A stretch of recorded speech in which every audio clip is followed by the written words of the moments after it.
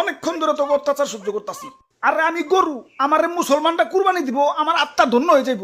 আর তোমরা বদমাইশ খামারিরে আমাকে শরীরে বিষ ঢুকাই আমাকে শরীরের 12টা বাজিয়ে দাও।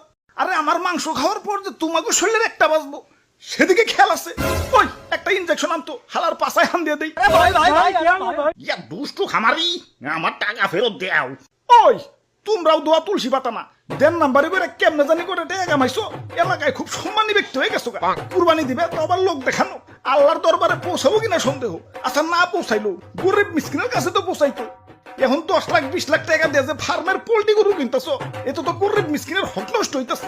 এগুলোর ভিতরে কষ্ট পাইবে, ফুল আইছে তো ইনজেকশন দিয়ে। এত অতিরিক্ত দাম দিয়ে পোল্ট্রি গরু কিনে টাকা অপচয় না করে সঠিক দামে দরকার পড়লে কয়েকটা গরু কিনো। এখন লোক দেখাও যাই করো, কমসে কম গরিব মিসকিনরা তো পেট ভরে ঈদের আনন্দ করতে পারবো। জি স্যার, ঠিক কইছেন স্যার। ওই কানে ধর, সবটিতে কানে ধর। স্যার আমিও, আমার তো কোনো দোষ নাই। পাছায় থাপুর দেওয়ার কথা ভুলে গেছো। কানে ধর, উঠবোস কর সবাই।